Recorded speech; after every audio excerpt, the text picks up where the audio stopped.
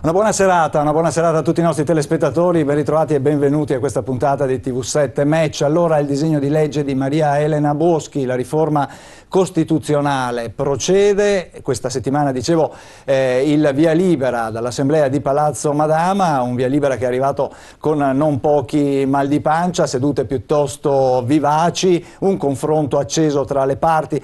Di questo parliamo stasera a TV7 Match per cercare di capire che cosa cambia, quali sono, se ci sono dei rischi, se ci sono delle incongruenze. Ne parleremo con gli ospiti che ho in studio, ve li presento subito e iniziamo dalla mia sinistra. Abbiamo il senatore Giovanni Endrizzi del Movimento 5 Stelle. Buonasera, senatore Endrizzi, e grazie di essere qua. Al suo fianco Attilio Motta, rappresentante di Sinistra, Ecologia e Libertà. Buonasera anche a lei. Il professor Fabio Marino, costituzionalista all'Università di Padova. Buonasera professore.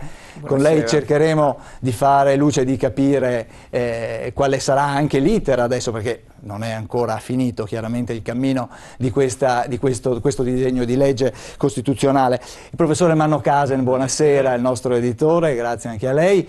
Il senatore Giorgio Santini, senatore del Partito Democratico, buonasera, grazie anche a lei di essere qua. Al suo fianco Fabio Bui, vicepresidente della provincia di Padova, sindaco di Loreggia, sta già sperimentando il doppio incarico, un doppio incarico che prossimamente toccherà anche a consiglieri comunali. Doppio incarico non retribuito. Non retribuito, certo, doppio incarico non retribuito, che prossimamente toccherà anche a consiglieri regionali, sindaci e quant'altro. Allora, dicevo, è stata una settimana piuttosto accesa in Senato, non sono mancati gli scontri anche piuttosto vivaci.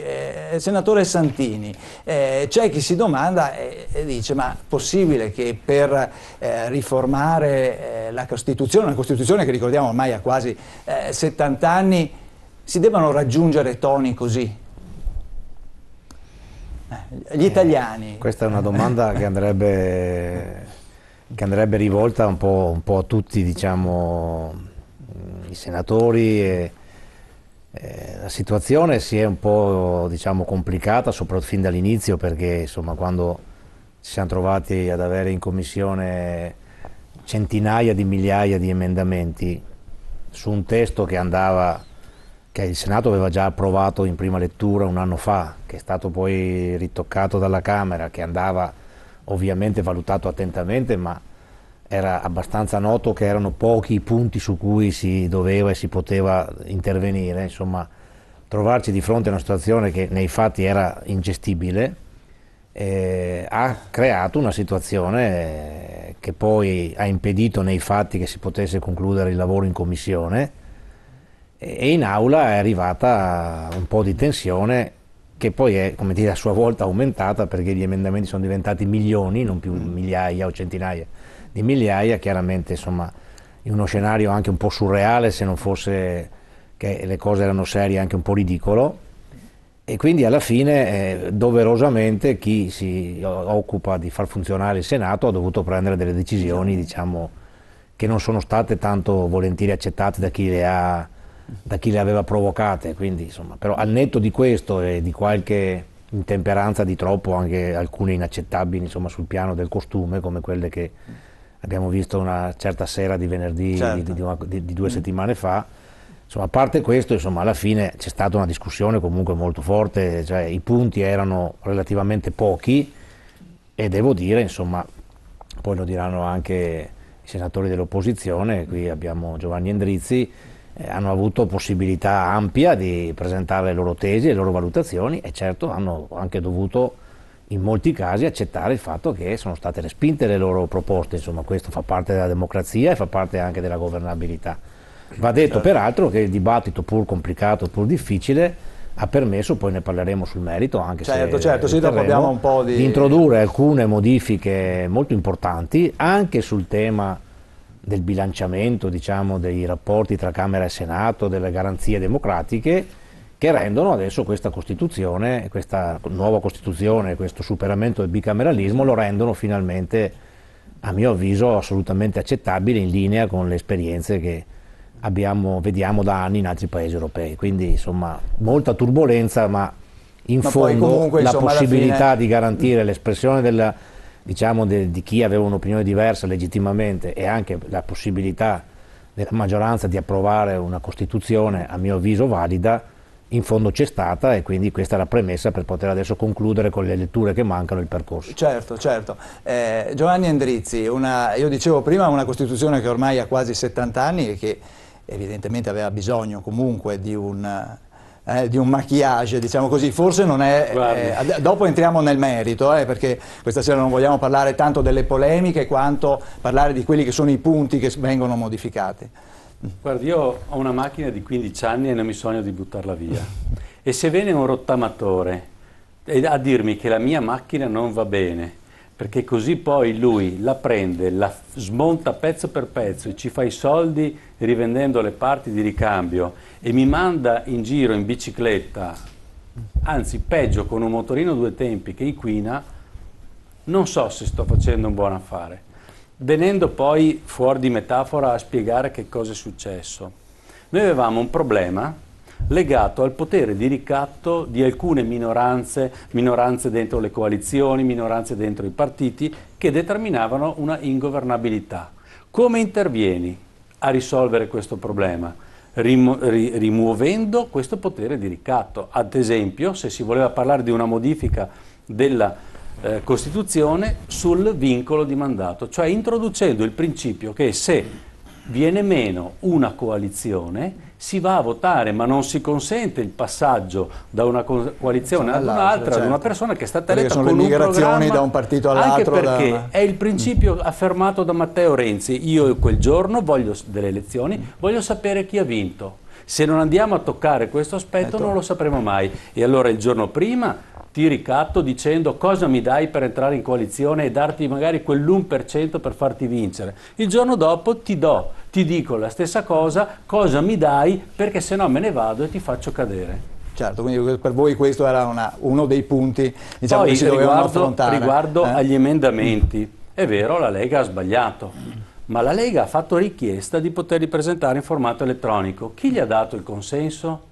Sapendo già che c'erano 500.000 emendamenti presentati in commissione, forse qualcuno che nel gioco delle parti aveva tutto l'interesse a far saltare il banco. Certo. E questo dimostra un'altra cosa che noi sostenevamo fin dallo scorso anno, e cioè che si poteva intervenire sulla velocità del procedimento legislativo lavorando sui regolamenti e non sulla Costituzione. Regolamenti di Camera e Senato, attenzione, non sono regolamenti di condominio, sono da un punto di vista gerarchico le leggi immediatamente sotto la Costituzione. Certo, certo. Professor Marino, allora adesso, prima di iniziare a parlare appunto di queste che sono le modifiche, di che cosa cambia questo disegno di legge di Maria Elena Boschi, qual è l'iter? Perché i giornali in questi giorni hanno titolato approvata la riforma e via discorrendo, però di fatto la strada è ancora lunga. Sì, esattamente, e questo dai media viene un po' messo tra parentesi. La strada è ancora lunga e, diciamo, dal punto di vista di quello che prescrive la Costituzione potrebbe non portare a nulla, anche se è diverso sarebbe dal punto di vista politico, perché quello che il Senato ha cambiato in questa approvazione deve essere approvato in modo conforme dalla Camera. Dalla Camera. Quindi adesso il testo torna a Montecitorio, all'Assemblea di Montecitorio, per essere votato. Ci deve essere la doppia conformità di tutto quello che viene approvato, e poi dopo 3 mesi dopo il passaggio dopo nuovamente alla Camera, della Camera altri 3 mesi conforme, ci vorranno altri 3 mesi per la seconda lettura, che deve essere approvata a maggioranza assoluta.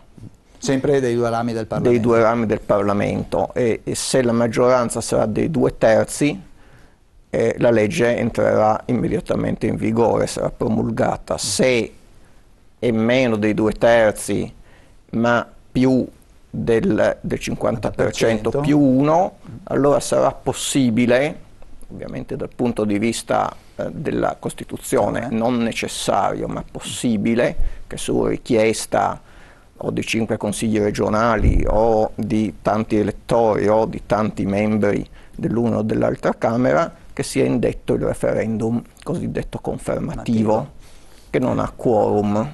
In questo caso quindi non c'è quorum, vince la maggioranza dei votanti, approvando la legge che è stata approvata, questa viene promulgata ed entra definitivamente in vigore. Bene, allora noi in questi mesi, da quando poi è stato presentato il disegno di legge, si è sempre sentito parlare di addio al bicameralismo perfetto all'Italia. Il Senato diventa un Senato delle regioni sostanzialmente e la Camera, tra virgolette, acquista un potere. Allora vediamo la prima immagine che abbiamo preparato, vediamo se la regia ce la propone. Eccolo qua, il bicameralismo addio, sarà solo la Camera dei Deputati a poter votare la fiducia al governo e approverà le leggi. Ne abbiamo sintetizzato, poi sappiamo che ci sono delle modifiche, perché allora solo la Camera voterà la fiducia al governo, la Camera dei Deputati esercita la funzione di indirizzo politico, la funzione legislativa è quella di controllo dell'operato del governo. Ecco, c'è da dire ad esempio che solo la Camera approverà le leggi di amnistia e indulto e le leggi che recepiscono i trattati internazionali. Di regola comunque le leggi saranno approvate dalla sola Camera dei Deputati. Ecco, questo è un primo passo, diciamo, di quella che è questa normativa. Vediamo anche quella successiva, se riusciamo, diciamo, sostanzialmente ci presenta la nuova fotografia del Senato. Attualmente i senatori sono 315, se non sbaglio. Sì. Ecco, allora, come dicevo prima, il Senato della Repubblica rappresenterà le istituzioni territoriali, ci saranno 100 membri in totale, 74 consiglieri regionali, 21 sindaci e 5 che vengono nominati dal capo dello Stato. Avranno un mandato di 7 anni. Ecco, c'è da dire che questi senatori non percepiranno indennità e godranno dell'immunità parlamentare. Ecco, questo è uno dei punti che è stato molto contestato, perché si solleva l'appunto che i consiglieri regionali oggi sono quelli che sono più interessati a questioni giuridiche e quant'altro, no? Quindi questa immunità, cioè ad esempio si parla in questi giorni del caso Mantovani, se fosse successo con un Senato di questo tipo non sarebbe stato arrestato, no? Allora, Attilio Motta, voi di SEL, quando è stato il momento di votare, SEL ha deciso di non votare, insomma, queste modifiche. Noi abbiamo espresso sin dall'inizio di questa vicenda una netta contrarietà all'impianto di questa riforma, una riforma che ha fondamentalmente uno scopo e un effetto, che è quello di ridurre fortemente la rappresentanza, un elemento fondamentale nella democrazia. Noi oggi siamo abituati a ragionare di riforme, diciamo, di politica da molti anni, sentendo parlare soprattutto del termine governabilità. E questa riforma va nella direzione, a mio avviso, molto pericolosa, di un rafforzamento di uno dei 3 poteri che, sulla base ancora, diciamo, della vecchia tripartizione di Montesquieu, il potere esecutivo, cioè quello appunto di chi governa, di chi comanda, di chi decide. È naturalmente un processo che sta attraversando tutte le democrazie occidentali, quindi non è che in questo l'Italia sia, diciamo, da sola, e le conseguenze, posso permettermi di dirlo, si vedono, nel senso che c'è una progressiva distanza dell'elettore comune, del cittadino, dalla politica, che è dovuta anche al fatto che la politica è sempre più autoreferenziale, modifica sempre di più, incide sempre di meno sulle reali condizioni dei cittadini, in nome di decisioni come quelle delle politiche dell'austerity o la velocità delle decisioni, appunto la governabilità, il leaderismo, che sono tutti fenomeni che, se noi li guardiamo non nel piccolo ma nel quadro di alcuni anni sono quelli che hanno determinato anche in un paese come l'Italia, che aveva una fortissima affluenza elettorale, che sfiorava o superava il 90% per le elezioni politiche, oggi siamo ridotti a una fortissima disaffezione degli elettori dalla politica. E io credo naturalmente in questa riforma ci sono anche degli elementi giustificabili o positivi, per esempio la correzione del bicameralismo paritario, detto volgarmente il bicameralismo perfetto, era un obiettivo che anche la sinistra per anni ha perseguito, e tuttavia questa riforma non può essere vista da sola, deve essere vista insieme a due elementi. Uno, il quadro politico che legittima i partiti che sono in Parlamento, sia dal punto di vista, diciamo, politico generale che dal punto di vista programmatico, a fare questa riforma. Mi spiego brevemente. Quando noi abbiamo votato le ultime elezioni politiche nel 2013, non c'era scritto assolutamente nel programma del centrosinistra e del Partito Democratico che ci sarebbe stata una riforma costituzionale di questo genere. Dunque i parlamentari che hanno votato questa riforma lo hanno fatto per obbedire a una decisione, e stiamo parlando di una decisione piuttosto rilevante perché la Costituzione non si riforma ogni giorno, che è stata presa prescindendo completamente dal volere degli elettori, punto primo. Fra l'altro in un Parlamento che diciamo è almeno politicamente solo parzialmente legittimato, perché noi sappiamo che è stato eletto con una legge elettorale che poi è stata dichiarata incostituzionale, parzialmente dichiarata incostituzionale dalla Corte Costituzionale. Questo naturalmente non toglie che quel Parlamento sia del tutto legittimo sul piano costituzionale, sta scritto nella sentenza della Corte, ma toglie però una legittimità politica, e questo è uno dei dati. L'altro dato che peggiora e con la riforma costituzionale produce un effetto gravissimo di compressione della rappresentanza, è la legge elettorale. Noi ci troveremo in un regime in una situazione nella quale avremo sostanzialmente 100 senatori, come dice il vostro cartello, che non saranno scelti dai cittadini, perché anche questa formula su cui poi torneremo, sì, dopo abbiamo il punto di come vengono eletti, e dall'altra parte rimangono i 630 deputati che però vengono eletti con una legge fortemente maggioritaria, in cui ci sarà un premio di maggioranza dato potenzialmente a una lista, non è anche una coalizione, ma una lista che potrebbe aver ottenuto nel primo turno una percentuale anche molto bassa, intorno al 20%, 25% del 50-55% delle persone che vanno a votare, e questo automaticamente gli produrrà una maggioranza notevolissima, e in più con dei deputati che saranno solo molto parzialmente scelti dai cittadini con le preferenze, perché in gran parte saranno nominati. Questa è la situazione che ci consegna. Non è così, sì, adesso arriviamo. Vuole rispondere subito Santini, se no... Ma allora, nel programma del centrosinistra alle elezioni del 2013 la riforma della Costituzione era uno dei primi punti, quindi forse non ricorderà il nostro interlocutore, la riforma ovviamente con il superamento del bicameralismo, perché poi è chiaro che tant'è che perfino, cioè fin dal primo governo che si è costituito, cioè il governo Letta, fu nominata una commissione dei saggi che dovevano fare la riforma della Costituzione, poi come spesso capita le commissioni finiscono nel nulla, e poi il nuovo governo invece ha scelto una strada diversa, ha fatto una proposta di legge e il Parlamento l'ha discussa e poi approvata, quindi era nei patti per quanto riguarda, io ricordo benissimo che, anzi veniva chiesto anche dagli elettori, ma durante la campagna elettorale, insomma, una delle prime cose era quella: cambieremo le regole della politica, perché palesemente era finita, insomma, una stagione. Ecco, tra parentesi voglio ricordarlo così en passant, sui 28 paesi europei noi abbiamo 15 paesi che hanno il monocameralismo, sono mediamente i paesi più piccoli, altri 13 hanno il bicameralismo, quelli un po' più grandini. 8 di questi, quelli tutti più rilevanti, insomma la Francia, la Germania, l'Inghilterra, per citare solo alcuni, hanno la seconda Camera a elezione in diretta, ok? Ce ne sono 5 che avevano il bicameralismo perfetto, lo stanno cambiando, sono solo due grandi paesi, diciamo più grandi, Spagna e Italia, e poi 3 paesi dell'ex blocco sovietico, la Polonia, la Romania e la Repubblica Ceca. Sia la Spagna che l'Italia lo stanno cambiando in direzione degli altri 8, insomma, quindi è un processo, diciamo, assolutamente fisiologico che sta avvenendo.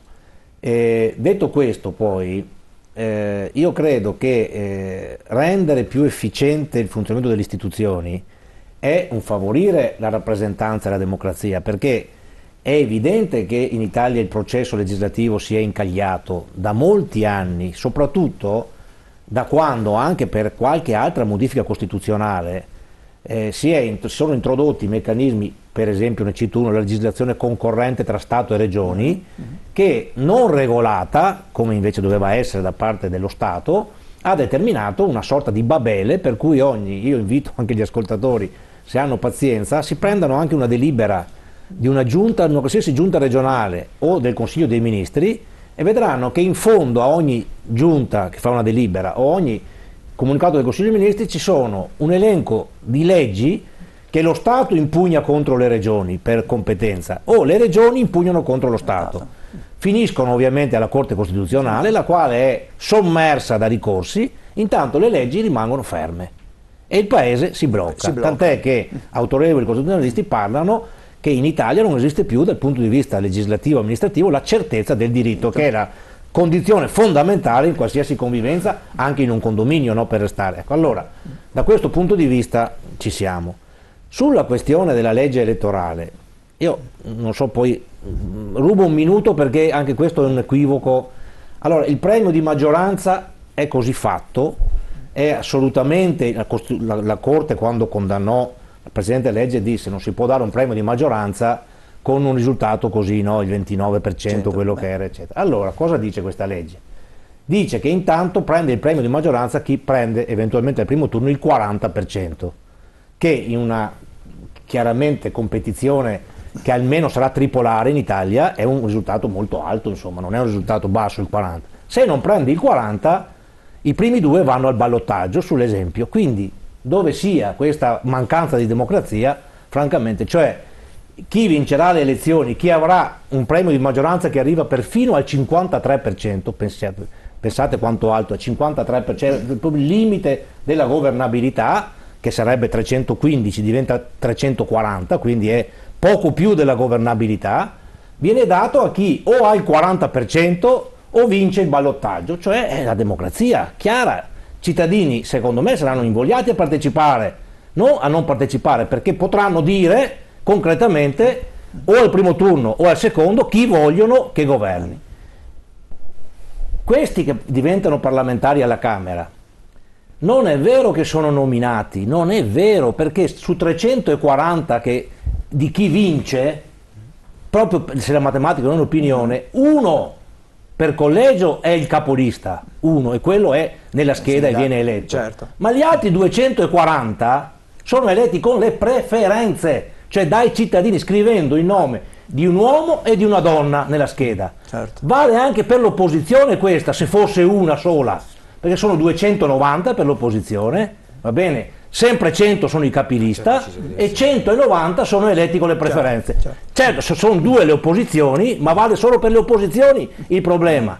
E in ogni caso chi viene eletto come capolista è scritto il nome nella scheda, quindi si sa che si elegge quello. Se l'elettore non piace Giorgio Santini, elegge un altro nome di un altro partito nella scheda. Non come era prima, che non c'era nessun nome sulla scheda, si votava il simbolo alla cieca. Questo per chiarire. Perché... Certo, grazie. C'è una domanda però che per certi versi, come si usa dire, sorge spontanea, no? E nell'intervento Santini forse l'ha un attimo... Allora, se adesso c'è questa conflittualità tra Stato e Regioni, non c'è il rischio che creando questo Senato delle Regioni con dei consiglieri regionali, poi il conflitto a questo punto si sposti tra il Senato e la Camera? Fabio Bui, cosa dice? Beh, adesso vedremo insomma come si concluderà tutto quest'iter e cosa ne verrà fuori, perché come diceva il professore ne avremo da vedere ancora nelle prossime, nei prossimi mesi, anche se chiaramente il lavoro grosso è stato fatto. Qui si tratta solo di letture adesso tra i vari rami dei parlamenti. Si sposterà il conflitto? Sì, potrebbe anche spostarsi il conflitto. Sicuramente la legge però ha sfoltito molto, perché diceva prima bene il senatore Santini, prima delle elezioni tutti quanti dicevamo che dovevamo tagliare. che dovevamo sfoltire. Vi ricordate la battaglia che è stata fatta per dire che 2 rami del Parlamento erano troppi, anche perché facevano le stesse identiche cose? Questo governo ha avuto la acutezza di portarci a questa legge. Giusta in tutto, lo vedremo, ne parleremo certo. Anche su quali sono le lacune. Anche prima delle elezioni tutti contro le province sono state abolite. Ecco, appunto, ad esempio, ma lei è una vicepresidente? Sì. Giusto, no, infatti sono state abolite in Costituzione, avete abolite voi. No, loro dicono, noi non pensiamo siano abolite. Io penso però che messe in questo modo come enti di area vasta abbiano la loro funzione. Diventano da province ad enti di agenzie, dopo vedremo come verranno chiamate, ma certo. enti di area vasta per il coordinamento delle politiche territoriali proprio di area. Io penso che tutte le riforme all'inizio abbiano da patire un periodo di rodaggio.